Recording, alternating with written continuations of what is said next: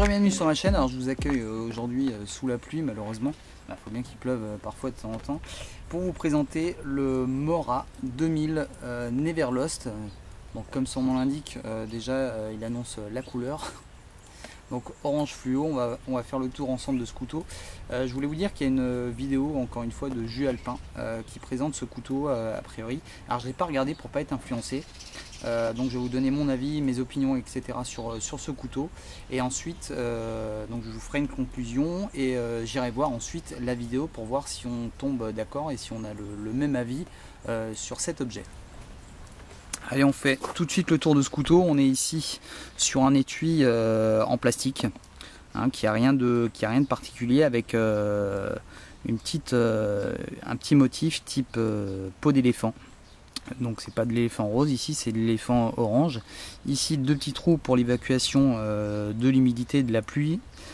Et ici quelque chose d'un peu différent par rapport aux autres Mora, c'est qu'on est sur un petit passant en cuir. On verra tout à l'heure au niveau du port ce que ça donne. C'est un couteau qui est assez léger, donc éventuellement on pourra l'utiliser pour l'accrocher autour du cou. Moi je suis pas trop fan de sport, mais je me dis que peut-être que dans d'autres milieux on a une veste, on a un pull, etc. et que c'est pas gênant. Moi je suis plus souvent ici en t-shirt, donc c'est vrai qu'il pendouille et il est un peu gênant, donc c'est pas mon utilisation.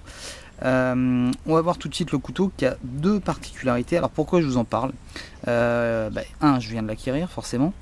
Et deuxièmement parce qu'en ce moment Mora est en train de renouveler sa gamme, donc j'espère pouvoir vous présenter d'autres modèles de chez Mora dès qu'ils vont sortir, et ils en ont un qui ressemble un petit peu en tout cas à ce couteau, puisque vous allez voir tout de suite les deux grandes particularités.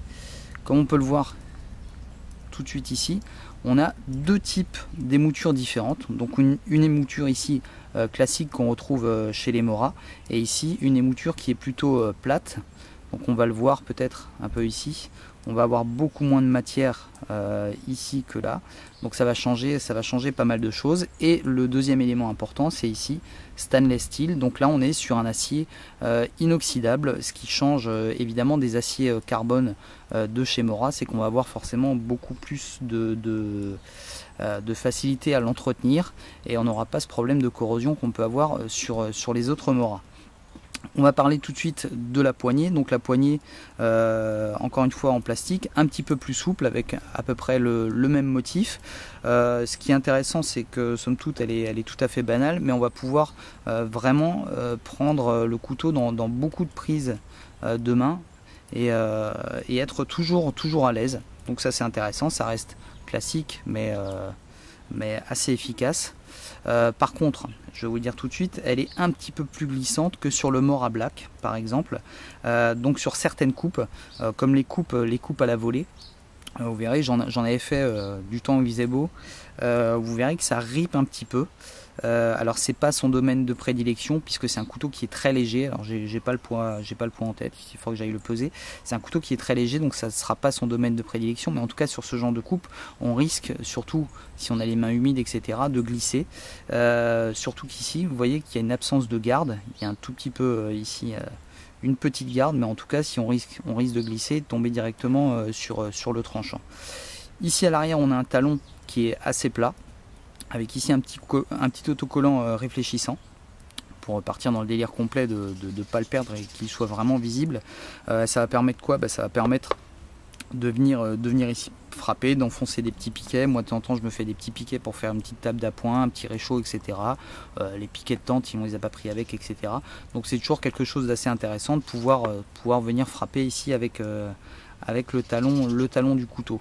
La rétention elle se fait assez bien, elle se fait ici avec cette petite garde qui va venir ici s'enclencher ici avec un petit clip, ici, clac, voilà, et là encore ici par frottement, ces deux parties ici vont venir un peu bloquer le couteau, donc ça tient extrêmement bien, on risque pas de le perdre, ça fait pas de bruit, donc ça c'est déjà un bon point, malgré le fait que ce soit un étui qui soit le plus simple possible. Alors concernant le port, là on est sur un port classique.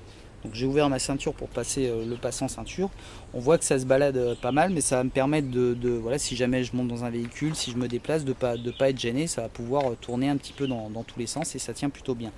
Maintenant pour l'extraction, si je veux l'extraire à une seule main, soit je vais venir ici positionner mon pouce là et pousser un petit peu pour pouvoir retirer le couteau, mais je vais avoir un peu de mal puisque voilà, je vais avoir ici cette partie qui va flotter pour pouvoir ici retirer le couteau. Encore une fois, je vais devoir ici réajuster ma main. Donc généralement, je fais plutôt ça, c'est-à-dire que je vais être obligé de venir ici et de pouvoir rater, pour pouvoir l'extraire facilement. Pour le remettre, là c'est plutôt simple parce que j'ai juste à le lâcher dedans et à la limite à le repositionner un petit peu, donc ça c'est pas mal. C'est vrai que moi j'aime bien, souvent je suis en train de me tenir sur le terrain, etc. Je veux couper une branche, j'ai besoin de prendre mon couteau tout de suite et j'aime pas avoir à réajuster parce que je risque de faire tomber mon couteau, alors que si j'ai un couteau encore une fois comme le Tops Bob où tout le manche dépasse, je vais pouvoir agripper tout ça, le prendre et être directement prêt à l'utiliser. Là ce genre de choses j'aime pas trop parce que c'est un peu bricolage ici, essayer de prendre le couteau et le reprendre après correctement en main. C'est un détail encore une fois, mais c'est bon de le savoir. Alors concernant cette fameuse émouture, on va avoir ici cette première partie qui, je vous le disais, était comme un Mora classique, donc qui sera vraiment adapté au travail du bois, au travail classique qu'on peut trouver dans une utilisation type bushcraft. Et ici, une partie beaucoup plus fine qui va être beaucoup plus adaptée à ce qu'on va plutôt au travail, on va dire, alimentaire. Avec l'avantage d'avoir un acier inox, donc on ne va pas avoir forcément de goût. Parfois les aciers carbone donnent un peu de goût à certains aliments. Moi je préfère, je vous parlais de second couteau parfois, donc j'ai un couteau principal sur le camp pour récolter du bois, etc., pour les travaux lourds et dégueulasses, un autre couteau un peu plus fin pour des travaux un petit peu plus un peu plus précis, et une troisième lame qui sera utilisée pour un usage alimentaire. Là elle va pouvoir évidemment faire les deux grâce à son acier inox. Alors je vous raconte une petite anecdote parce que quand j'ai vu ça, j'y ai tout de suite pensé.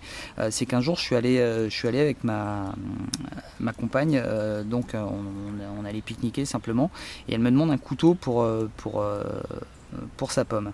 Et je lui donne mon Bug 110 et puis elle me le rend assez rapidement en me disant ton couteau ne coupe rien. Là forcément moi je m'énerve, je lui fais la démo, je coupe mes poils, etc. Je dis il coupe super bien. Donc moi je fais mon bouffon, je garde ma pomme et je coupe effectivement avec le Bug 110 et je me rends compte que c'est absolument pas adapté puisqu'on a une lame qui est très épaisse avec quelque chose qui est pas du tout adapté à une coupe alimentaire, alors que là justement avec quelque chose de très fin comme ça on va pouvoir le faire. Donc vous allez voir, j'ai coupé un peu du jambon, etc. Donc sur cette partie j'arrive à faire des tranches très très fines. Si j'arrive là, ça devient un peu plus gros doigt. Également sur une coupe par exemple d'oignon, si je vais utiliser cette partie là, je vais effectivement commencer à couper, ensuite je vais écarter et éclater l'oignon, et par contre avec ça je vais pouvoir faire trancher comme je le ferais avec un couteau de cuisine.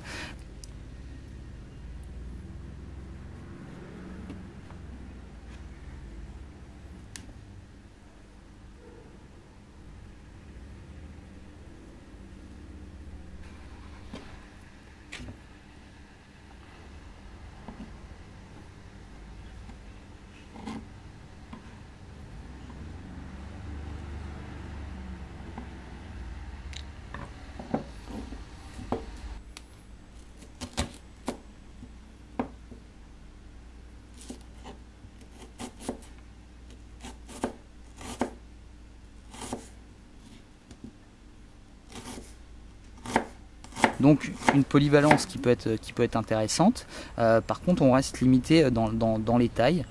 C'est qu'on va pouvoir travailler un petit peu le bois sur ce côté là et un petit peu tout ce qui est usage alimentaire avec cette partie ici. Bien que les deux tranchants se rejoignent, on ne sera pas du tout sur le même, on va dire le même angle d'attaque. Alors pour le travail du bois, déjà ce qui va être vraiment intéressant, c'est un petit peu comme tous les Mora. Ici on va avoir le tranchant qui va arriver jusqu'au bout, vous voyez il n'y a pas de casse-goutte, on arrive vraiment jusqu'au bout. L'axe du tranchant est forcément quasiment dans l'axe du couteau, donc on va avoir vraiment un maximum d'efficacité quand on va venir se placer ici.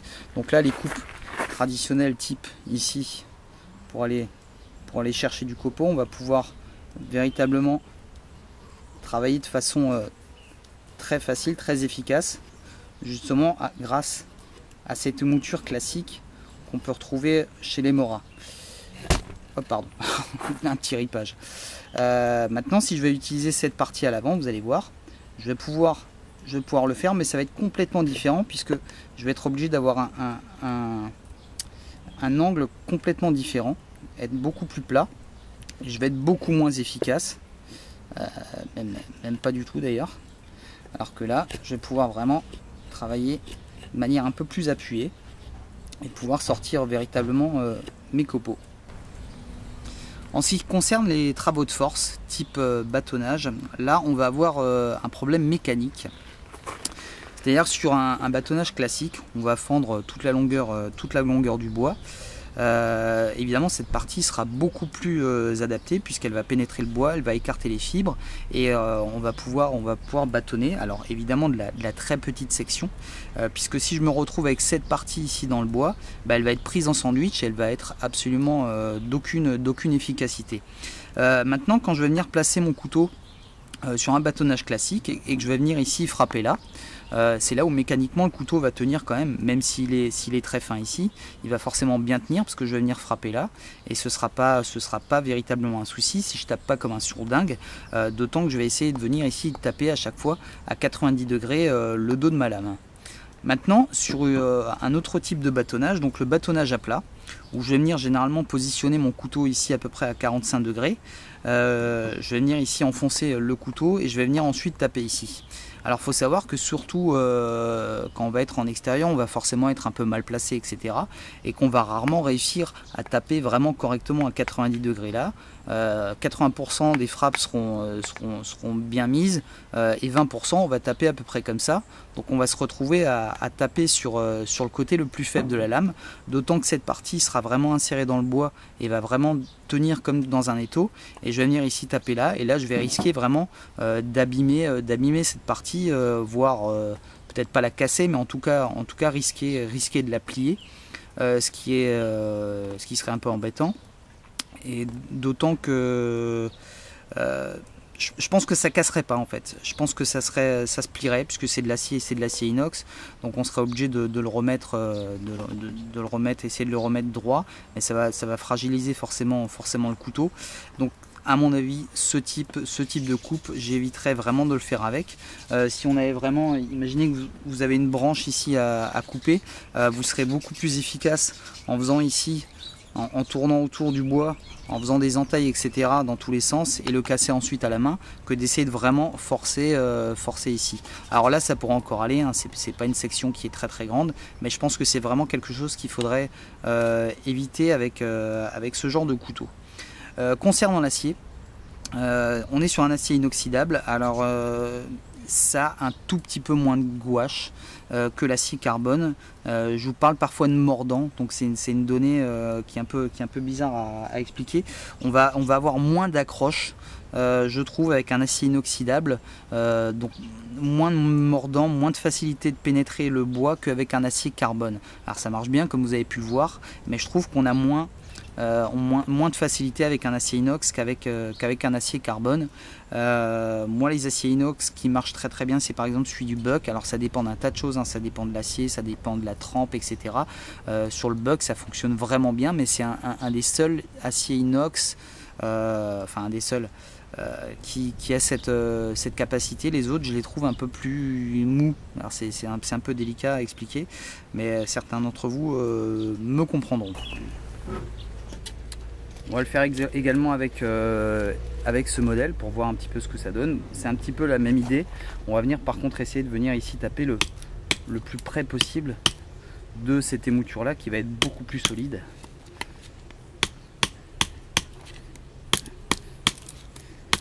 Alors grosse différence par rapport au Mora Black, c'est au niveau ici de la prise en main. Je glisse un petit peu sur le manche. Il fait un peu chaud, j'ai les mains humides. J'ai absolument pas de poids au niveau du couteau, donc je suis très peu efficace. Je pense que je serai plus efficace en faisant ça au final, mais on va tester quand même.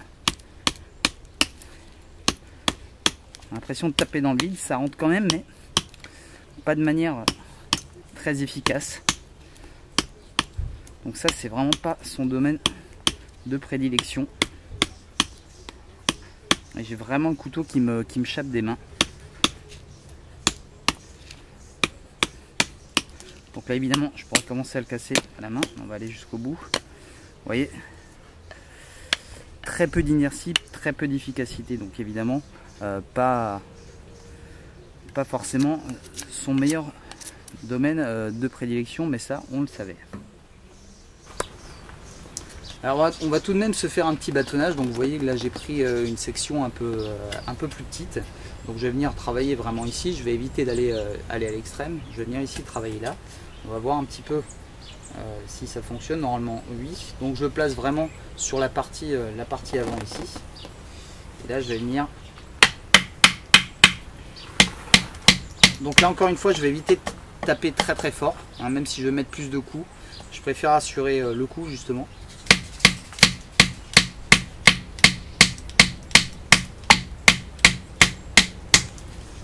Donc ça fonctionne plutôt bien, le bois s'écarte, etc. Je sens que je suis quand même à la limite du couteau.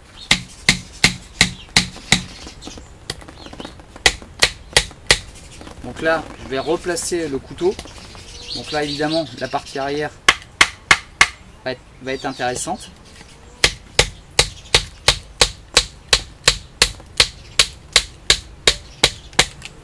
Voilà, là, je le replace encore une fois parce que là je me retrouve avec le couteau qui n'est pas plié mais qui est vraiment dans sa zone limite.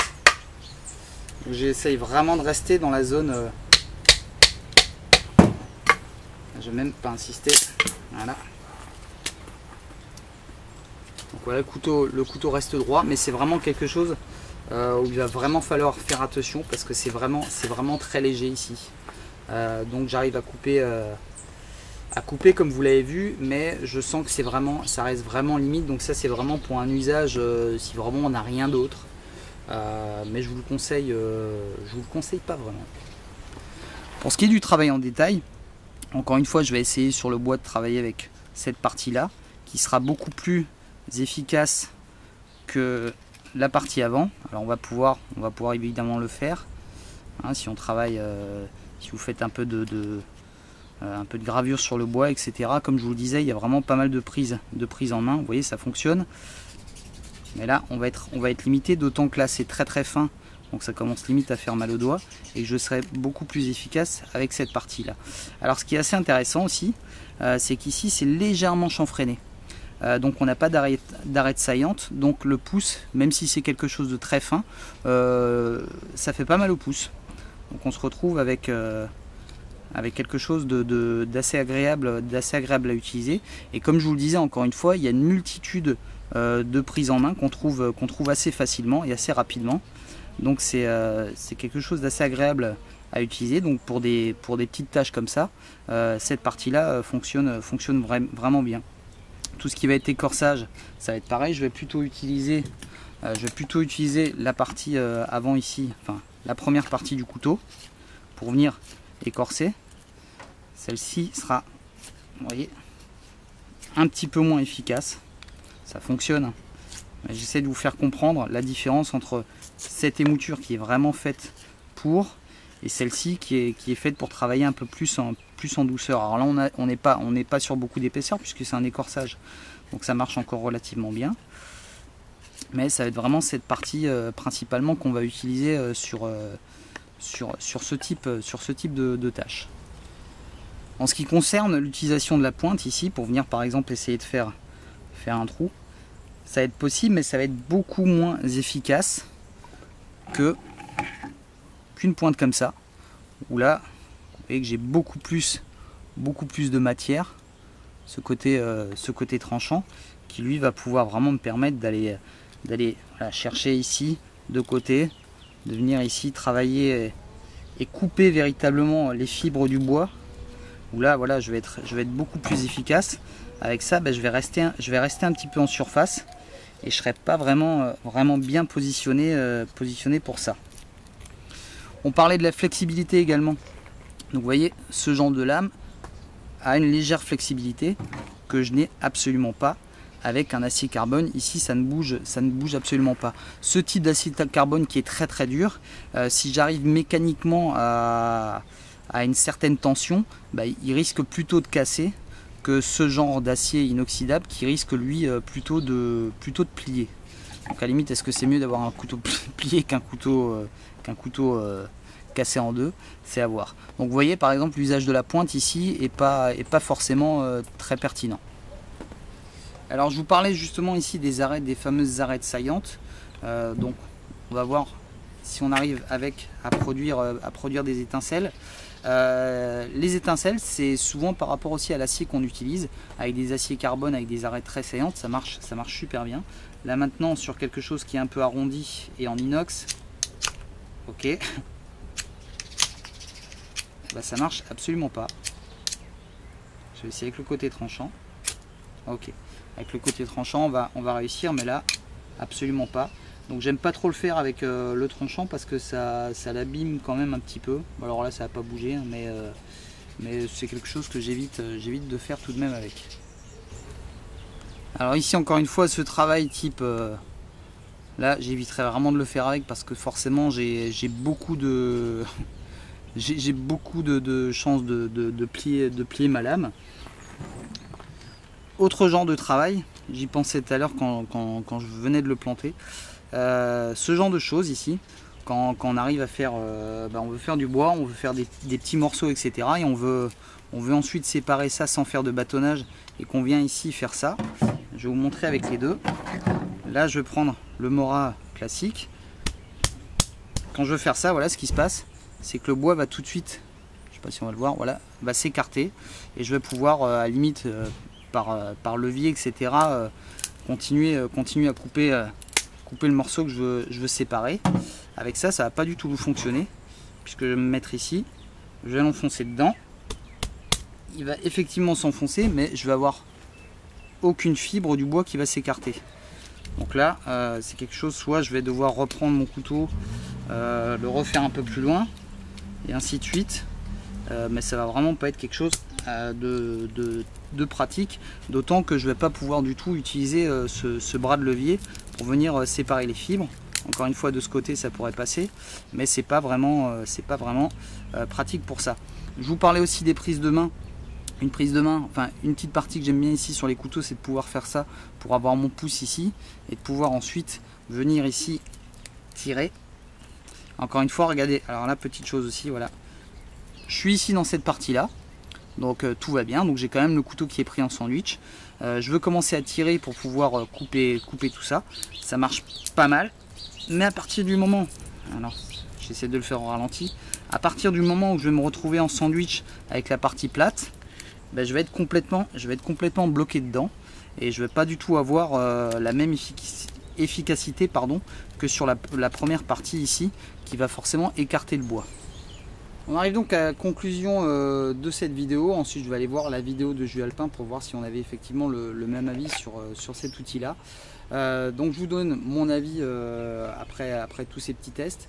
Donc pour moi ça ne peut pas être le couteau principal du camp, à moins qu'on ait vraiment un usage un peu spécifique, comme je dirais un chasseur. Ça pourrait être un outil qui serait parfaitement adapté à un chasseur, ou si vous avez d'autres éléments, si vous avez une hache, une scie, etc., et que vous allez utiliser à peine cette partie-là, etc., pourquoi pas.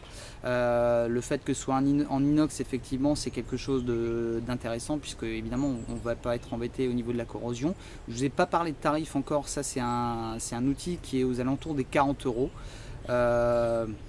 C'est un peu plus cher peut-être qu'un Mora classique, ça reste un prix assez raisonnable.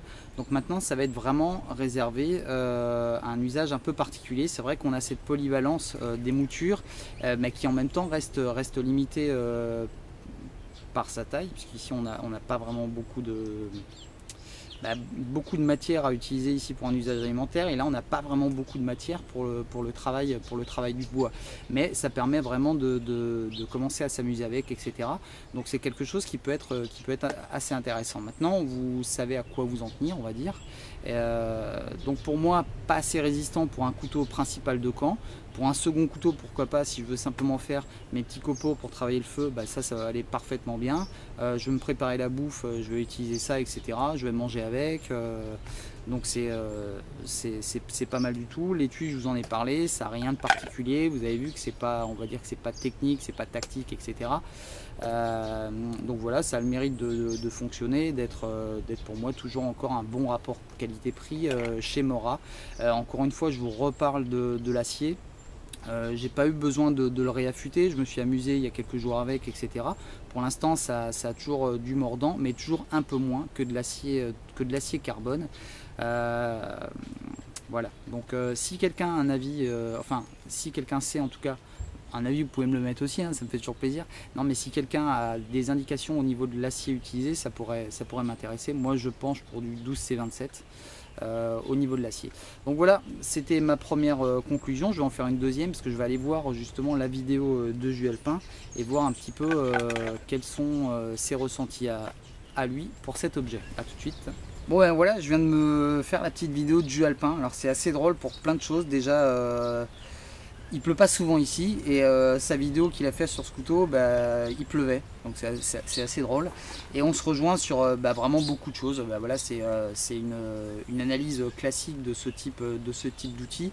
Donc a priori on vous dit pas des conneries, on pense la même chose sur pas mal de points, sur tous les points d'ailleurs je pense. Donc c'était assez marrant de voir ça en fait. C'est assez drôle de se dire bah ok, j'ai pas dit de conneries en fait, il pense comme moi. Donc voilà, donc je vous invite évidemment, je vous mets le lien en dessous pour aller voir cette vidéo, comme ça vous avez deux avis, si jamais ça vous intéresse, enfin au moins vous aurez pu voir un petit peu les tests et ce qu'on en pense, et justement ce fait que ce soit un couteau qui ne sera pas un couteau principal du camp, mais qui peut être éventuellement un couteau intéressant comme second couteau, puisqu'il a quand même cette polyvalence d'avoir ces deux émoutures, bien qu'il soit limité dans les deux applications. Voilà, je vous dis à très bientôt pour de nouvelles vidéos. Merci à tous de m'avoir suivi. C'était Christian Jones. Bye bye.